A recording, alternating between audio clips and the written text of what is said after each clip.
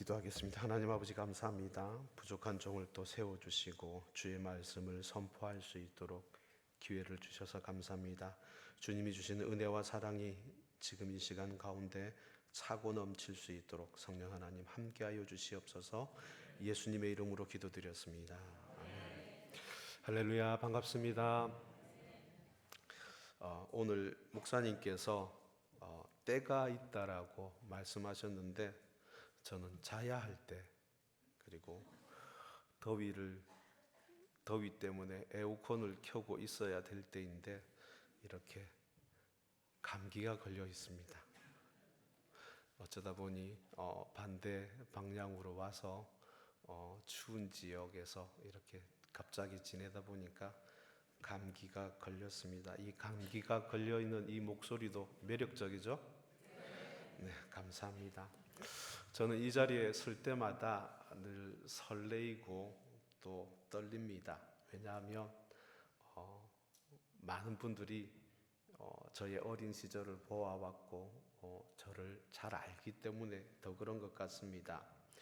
그런데 교회에서 낯선 얼굴을 볼 때마다 내가 나이가 들어갔구나 라고 생각합니다. 어린 시절 함께했던 친구들, 또 선배들도 앉아 계시고, 또 선생님들, 장로님들, 권사님들 자리는 있는데 다른 사람이 그 자리에 채워져서 앉아 있고 그 자리가 비어 있는 것을 보며 참 마음이 아픕니다. 어제도 이재병 장로님께서 소천하셨다는 소식을 들었습니다. 우리가 지금까지 사역하며 복음을 전할 수 있었던 것은 이런 선진들의, 선배들의 기도 덕분이라고 저는 생각을 합니다. 앞서 믿음으로 살아왔으며 신앙의 본을 보이셨던 그분들을 늘 기억하며 우리도 열심히 이 경주를 달려나가야 되겠다라는 그런 생각을 가지고 살아갈 수 있는 저와 여러분들 되어지기 원합니다. 사람들은 한 명 한 명씩 세상을 떠납니다. 이제 우리는 그 기도의 자리를 우리가 채우며 또 복음을 향한, 또 선교를 향한 하나님의 부르심에 응답하며 살아가는 저와 여러분의 삶이 되어지기를 원합니다. 그렇게 사시길 축원합니다. 지난 주일 아침에 아내가 장모님과 통화를 합니다. 몸이 많이 안 좋다고 해서 걱정 어린 눈물을 흘렸습니다. 그게 마지막 통화였습니다. 또 어머니의 마지막 유언이었습니다. 선교 잘해라. 다른 가족들에게는 아무런 유언도 남기지 않은 채 그렇게 기력을 다하셨다고 했습니다. 주일 저녁에 모든 일정이 끝나고 정리하고 있는데 장모님의 소천 소식이 들려왔습니다. 주일 아침에 소천하셨다면 한국으로 돌아 나올 기회가 없었을 텐데 다행히 주일 저녁에 짧은 시간이지만 그 시간에 돌아가셔서 한국으로 나오는 비행기를 구할 수 있었고, 또 긴 여정 끝에 오자마자 저녁에 밤 10시 넘어서 입관을 하고 가족들과 함께 천국 환송 예배를 드릴 수가 있었습니다. 브라질은 한국보다 12시간이 늦습니다. 주일 설교 시간에 장모님이 위독하시다라는 이야기를 하며 기도의 기둥에 대해서 설교를 했었습니다. 우리 개인이 기도하는 것도 중요하지만 함께 기도해 주실 분들이 정말 중요하다라고 그렇게 설교를 했었습니다. 함께 기도해 줄 사람들이 하나 둘씩 떠나가는 것이 하나님의 섭리이지만 참 마음이 아프다라고 설교했었습니다. 저희 장모님이 떠나면 이젠 그 자리들을 성도님들이 채워주십시오라고 기도했습니다.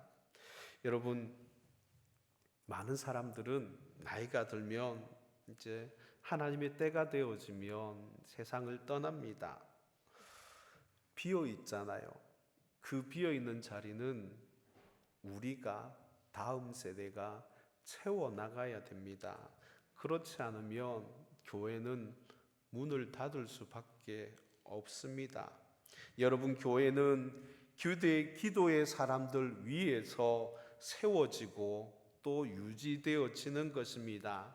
성경에는 하나님의 백성을 위해 끊임없이 기도했던 중보자들이 많이 있습니다. 이들은 개인의 신앙을 넘어서 공동체와 또 교회를 위해서 기도했으며 오늘날 우리도 그들의 본을 따라서 이 땅을 살아가야 됩니다. 그러기 위해서 우리는 첫 번째 믿음의 선진들의 기도를 기억해야 됩니다. 오늘 1절 말씀을 보면 그러므로 우리에게 구름같이 둘러싼 허다한 증인들이 있으니 모든 무거운 것과 얽매이기 쉬운 죄를 벗어버리고 인내로서 우리 앞에 당한 경주를 하며라고 했습니다. 여기에서 나오는 증인은 마르티론이라는 단어가 있습니다. 관람자를 말하고 있습니다. 결승점을 향하여 달려나가는 운동 경기를 묘사하고 있기 때문에 이 단어를 사용하고 있습니다. 그러나 증인은 관람자뿐만 아니라 증인으로서 진리를 증거하고 적극적으로 참여하는 사람이 바로 증인입니다. 마르티로는 이 증인은 앞장에 11장에 나와 있는 믿음의 선배들을 가리키고 있습니다. 그들은 하나님을 의지하는 가운데 고난 속에서도 인내하며 충성했던 사람들입니다. 그래서 저자는 이러한 증인들과 마찬가지로 고난 속에서도 좌절하지 말고 인내하며 최선을 다하며 경주할 것을 권면하고 있는 것입니다. 저는 학생 때 학교를 다녀오면 늘 교회를 들러서 기도했습니다. 청년 때에도 교회에서 차례를 하며 많이 보냈습니다. 직장을 다니면서도 어떤 문제들이 생겨나면은 먼저 기도를 했습니다. 심지어는 결혼식 전날에도 저는 철야기도 하고 결혼식에 참여했습니다. 여기 증인들 계시죠? 기도하다가 잠들어서 못 일어나면 어깨를 툭툭 치며 새벽 기도 시간이라고 깨워주셨던 김홍구 장로님의 목소리가 여전히 제 귀에는 남아 있습니다. 그렇게 저는 기도로 이 교회에서 성장하며 자랐습니다. 당시 많은 분들이 철야 기도를 하고 교회당을 지켰던 그런 시절이 있었습니다. 저는 그들의 기도가 오늘 이 교회를 세웠다고 생각을 합니다. 여러분, 우리가 교회를 세워나가고 선교를 하고 또 교회를 섬길 수 있는 것은 앞선 세대에 그런 믿음의 사람들이 있었기 때문에 가능한 것입니다. 그들의 기도는 단순한 소망이 아니라 하나님의 역사였던 것입니다. 바라기는 이제 여러분들이 이 기도의 자리를 채워 나가야 됩니다. 여러분들이 떠났다고 해서 그분들이 떠났다고 해서 교회가 무너지거나 선교가 끝나서는 안 되는 것입니다. 저와 여러분이 그 기도의 바통을 받아서 이어 나아갈 줄 믿습니다. 이 바통을 놓치지 말고 결승점까지 최선을 달려나가는 저와 여러분의 삶이 되어지길 주의 이름으로 축복합니다. 그래서 하나님이 역사하시는 것을 보며 누릴 수 있기를 바랍니다. 저 사람 너무 잘 되는 것 같아. 그것이 아니라 나도 함께 누리며 저 사람이 잘 돼 있는 것들을 나도 누리면서 살아갈 수 있어야 되지 않겠습니까? 성경은 많은 기도의 영사들을 통하여서 하나님께서 역사하셨음을 증거하고 있습니다. 이처럼 브라질 선교도 많은 기도의 헌신을 통하여서 세워졌습니다. 아브라함이 소돔과 고모라를 위해서 기도하였듯이 초기 브라질 선교사들도 브라질 땅의 영혼을 위하여서 눈물로 기도했었습니다. 브라질은 19세기 후반부터 복음이 들어왔지만 영적 어둠이 또 미신이 가톨릭의 정통이 강한 땅이기 때문에 그래서 아직도 복음이 들어가지 못한 민족들 또 인디오족이 많이 있습니다. 지금도 여전히 복음을 듣지 못한 인디언 원주민 부족과 지역 사회가 많이 있습니다. 전도를 하면 가톨릭 신앙이 깔려 있어서 그런지 입술로는 자신을 예수 믿는다라고 이야기하지만 교회는 나가지 않습니다. 믿는다고 하는데 교회는 안 나갑니다. 브라질에서는 이처럼 교회 안 나가는 성도를 뭐라고 그러죠? 가난 성도.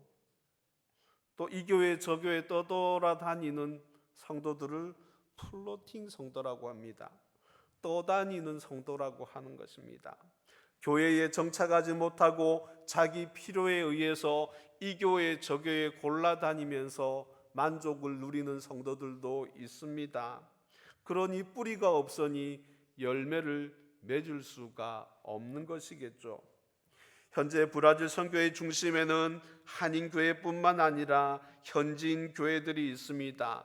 한인교회도 어렵지만 현지인 교회들은 경제적인 어려움과 인력 부족으로 큰 도전에 직면해 있습니다. 대부분의 현지인 목회자들은 이중직을 가지고 있습니다. 교회가 어렵다 보니 교회를 유지하기 위하여서 그렇게 주중에는 일을 하고 주말에는 사역을 합니다. 이들이 지치지 않도록 한국 교회에서 이제는 기도해야 될 때라고 저는 생각합니다. 또 모세가 출애굽기 32장에서 광야에서 백성들을 위하여서 기도하였듯이 또 모세가 이스라엘 백성들이 금송아지를 만들어서 하나님을 배반할 때도 그들을 위하여 간절히 기도했듯이 하나님께서 진노하시고 이스라엘을 멸하시려고 할 때에 모세는 산에서 엎드려 기도하며 하나님의 긍휼을 구했습니다. 이처럼 우리도 이 교회를, 이 더 자람 교회를 이끌어 나가고 있는데 기도하지 않으면 아무것도 되어지지 않는다라고 생각을 합니다.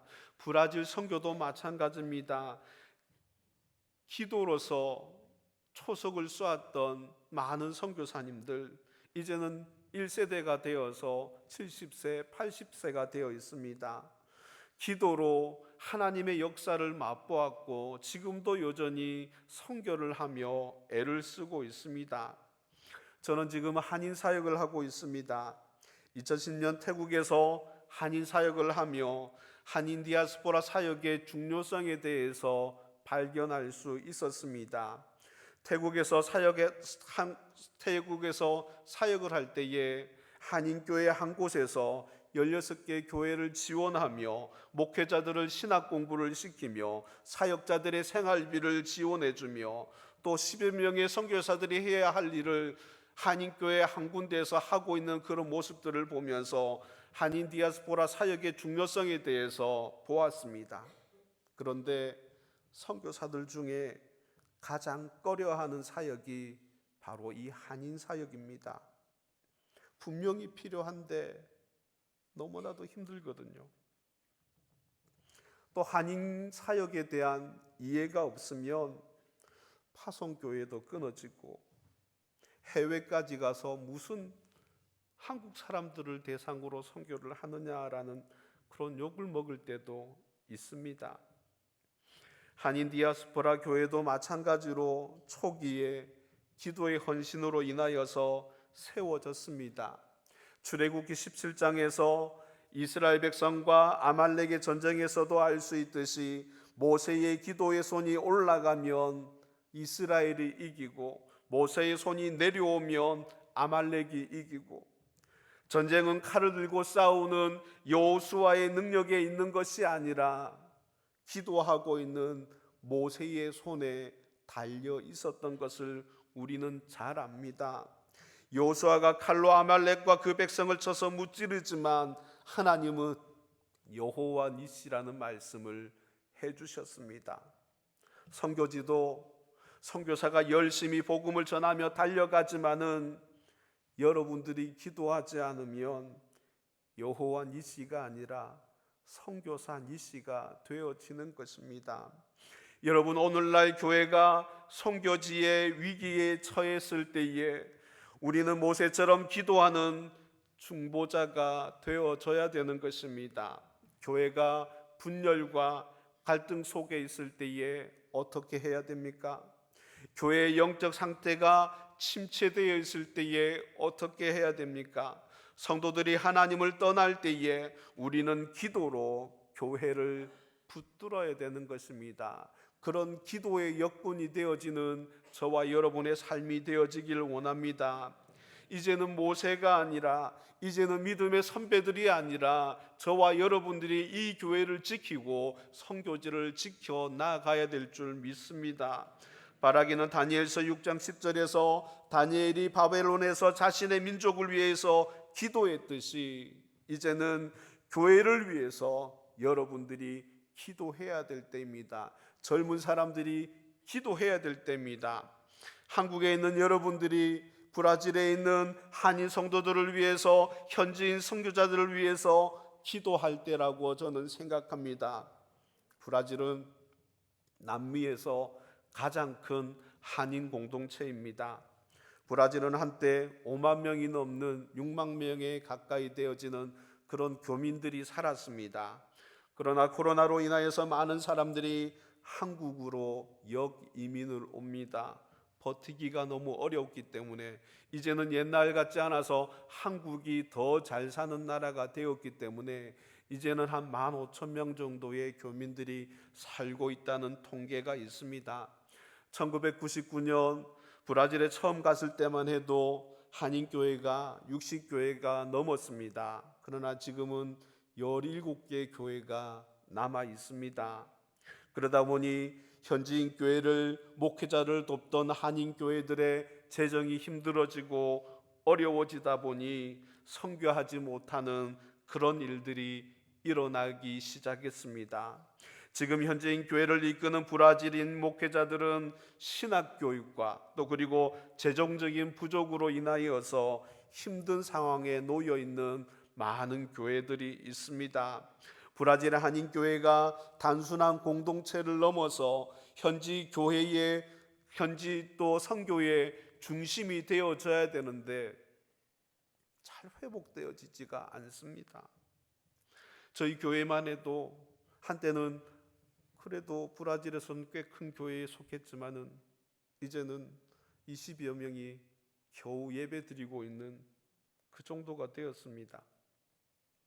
예수님은 공생의 기간 동안에 새벽마다 기도하셨고 십자가를 앞에 두고 겟세마네 동산에서 기도로 준비하셨습니다. 오늘날 브라질 선교도 예수님의 기도를 본받아서 기도하는 선교가 되어져야 됩니다. 바라기는 브라질 선교를 위하여서 기도해 주시기를 바랍니다. 브라질의 빈민가를 파벨라라고 이야기를 합니다.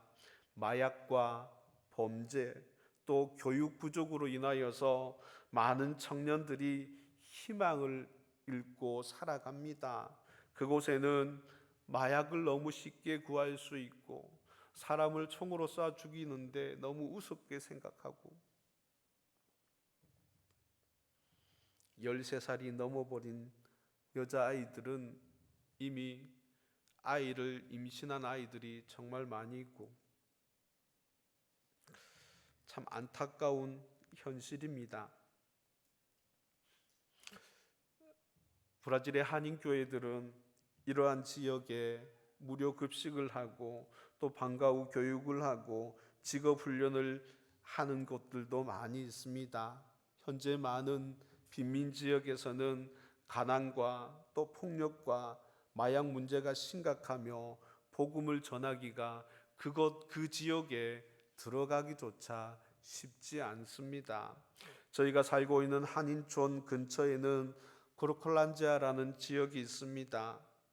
돈 1,000원이면 쉽게 마약을 구할 수 있습니다. 마약 중에도 마약을 다 정지하고 나서 마지막 찌꺼기 그 콜로켓 그것은 1,000원 정도면 구할 수 있다고 합니다. 그런데 가장 독한 것이라고 이야기합니다. 그렇게 몽롱하게 살아가는 사람들이 주위에 너무 많습니다. 노숙자들과 마약에 찌들려 있는 그 한인촌을 볼 때마다 너무 답답합니다. 저희도 사역을 확장시키며 이들에게 복음을 전하며 어떻게 저들을 구제할 수 있을까 기도하면서 사역을 준비합니다. 두 번째, 선교의 경주를 계속 우리는 달려가야 된다는 것입니다. 2절에 보면 믿음의 주여 또 온전케 하시는 이인 예수를 바라보자. 그는 그 앞에 있는 기쁨을 위하여 십자가를 참으사 부끄러움을 개의치 아니하시더니 하나님 보좌 우편에 앉으셨느니라 라고 했습니다. 오늘 이 본문은 그리스도인들의 경주의 목표인 예수님에 대한 진술을 하고 있는 것입니다. 구원자로서 예수 그리스도께서 믿음에 완전히 성취되어 있음을 드러내고 있는 것입니다. 우리도 주님이 기뻐하실 만한 그런 삶을 위하여 우리는 최선을 다하며 경주를 해 나가야 됩니다. 그렇게 승리하는 삶을 살아가는 저와 여러분의 삶이 되어지기를 원합니다. 브라질의 선교의 상황을 보면 여전히 기도가 필요합니다. 브라질의 개신교 인구가 많아 보이지만 여전히 미신과 번영신학과 가짜복음, 이단들이 설치고 있습니다. 브라질의 기독교 통계를 보면 27%입니다. 우리나라가 몇 프로죠? 17%, 18% 됩니까? 그러나 현실은 건강한 기독교가 별로 없다는 것입니다. 이 27% 안에는 번영신학도 들어가 있고 오순절계통도 들어가 있고 이단들도 다 포함되어 있습니다. 브라질의 장로교인 이빼베가 있습니다. 여기는 우리 합동 측보다 더 보수적인 그런 교단입니다. 우리 한국 합동 측 교단과 교류를 맺고 파트너십으로 이렇게 지내고 있는 곳입니다. 그러나 대부분은 이단 교회들이 설치고 있으며 기독교라는 이름으로 살아가고 있습니다. 생각지도 않은 지역에 가보면은 한국 이단 선교사들이 자리를 잡고 교회라는 이름을 붙이고 건강한 교회인 것처럼 활동하는 모습들을 많이 볼 수가 있습니다. 뿐만 아니라 많은 원주민 부족들은 여전히 샤머니즘과 영적인 어둠 속에 살아가고 있습니다. 브라질은 종교 비자를 받을 때에 원주민 사역을 하지 않겠다라는 서약서를 받습니다. 저희들도 했습니다. 원주민 지역에 잠시 들릴 수는 있지만 거기에 복음을 전하거나 교회를 세워줄 수는 없습니다. 그러나 여러 방법을 통하여서 그들과 접촉하며 복음을 전합니다. 많은 한인 선교사들이 브라질에서 사역하고 있지만은 경제적인 어려움과 영적 침체를 경험하며 살아갑니다.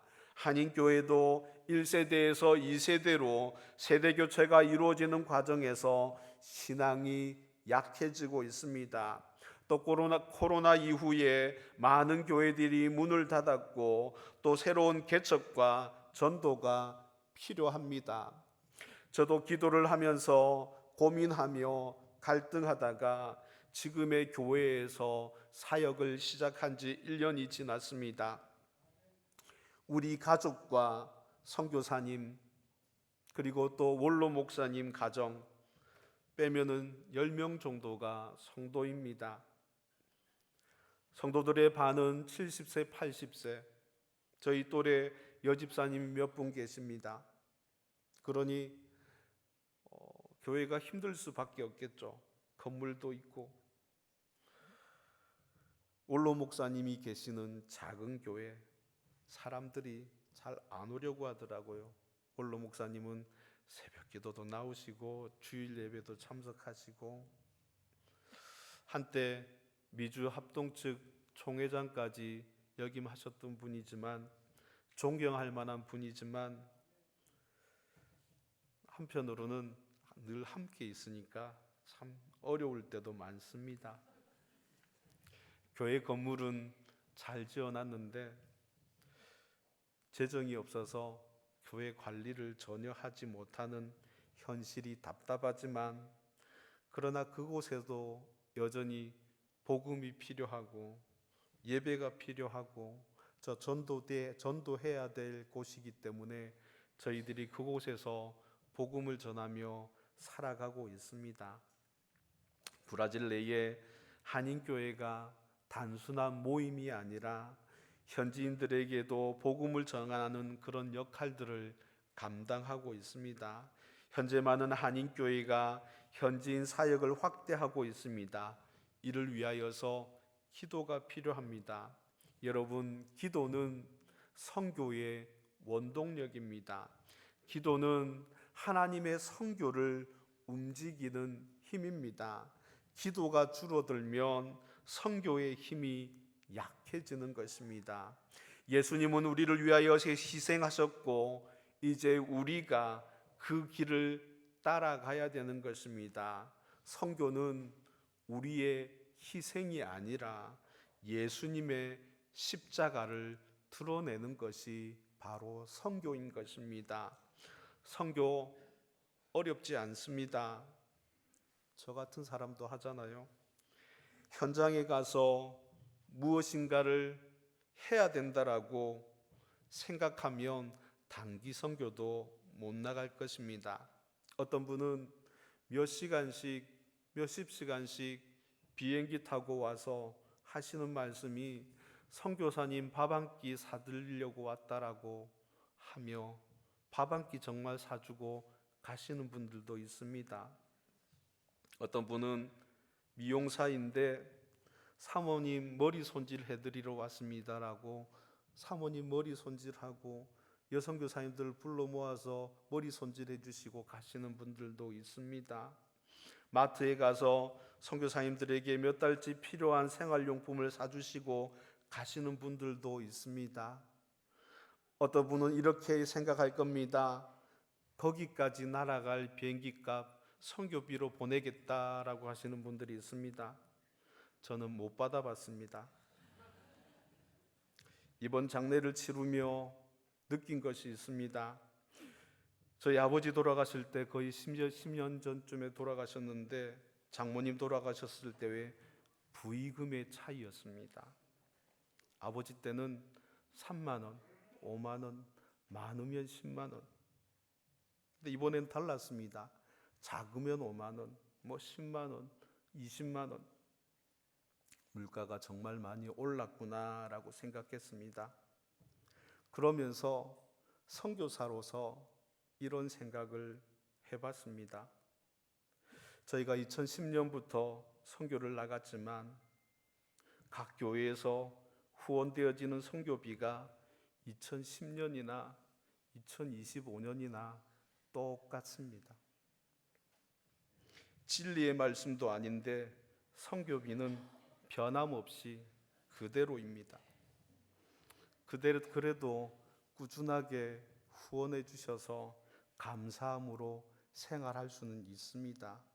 요즘처럼 환율이 100, 1,400, 1,500 올라가면은 여기서 10만 원을 보내도 환율을 계산하고 체감하면은 저희들이 받는 것은 6만 원, 7만 원밖에 되어지지 않습니다.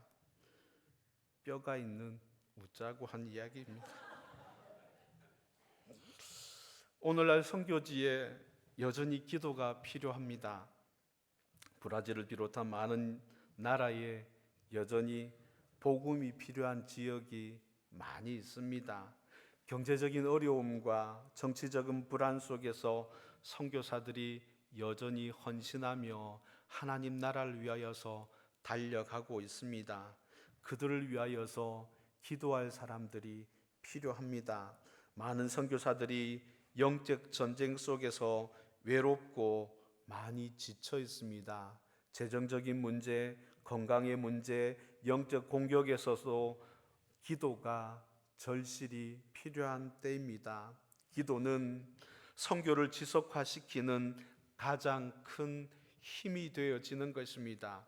여러분 감당해야 할 선교적 사명이 있습니다. 바로 기도인 것입니다.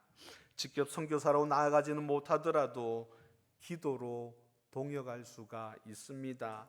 선교사들을 위한 재정 후원, 단기 선교, 또 지역 선교를 통하여서 선교에 동참할 수가 있습니다. 가장 중요한 것은 기도로 선교를 동역하는 것입니다. 말씀을 맺습니다. 오늘 우리를 위해서 기도하였던 믿음의 선배들 이제 하나씩 떠나고 있습니다. 하지만 하나님은 여전히 기도의 사람들을 찾고 있습니다. 여기 앉아 계신 여러분들이 그 기도의 사람이 되어지길 주의 이름으로 축복합니다.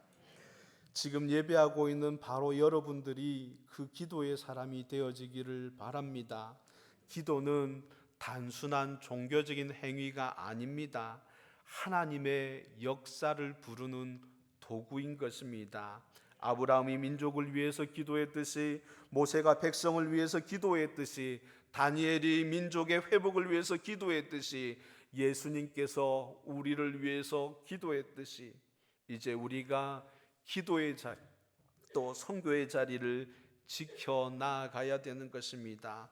믿음의 경주를 끝까지 달려나가며 선교의 사명을 온전히 감당하며 이 교회에서 맡겨져 있는 일들에 최선을 다하며 살아나가는 저와 여러분의 삶이 되어지기를 주의 이름으로 축복합니다.